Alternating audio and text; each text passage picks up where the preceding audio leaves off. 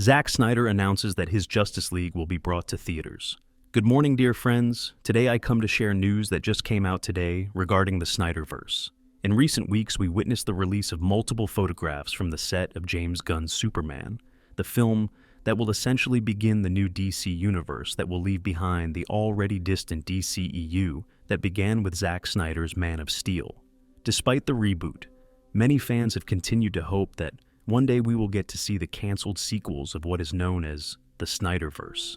However, it is impossible to deny from a statistical and numerical point of view that interest in the resurrection of this universe was noticeably declining. Gone are the days where the hashtags restore the Snyderverse or sell Snyderverse to Netflix achieved figures in the order of 1 million tweets.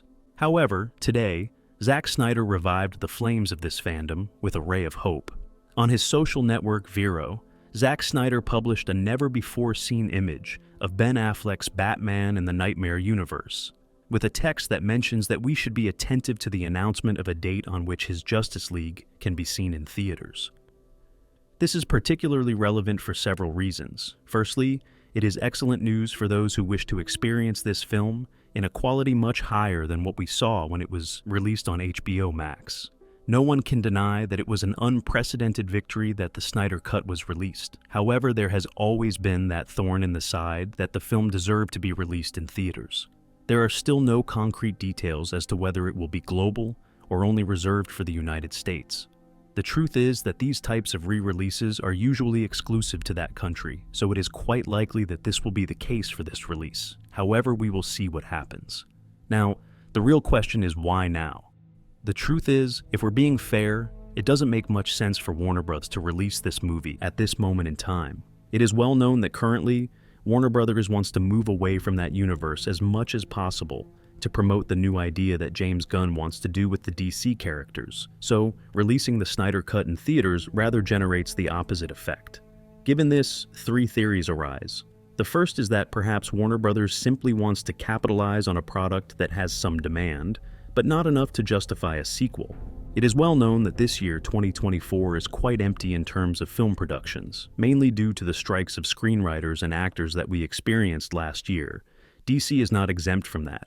In fact, the only live-action film that will be released from this brand is Joker 2. Given this, it seems logical to want to release something else that can enhance the last period of the year in economic terms for Warner Bros.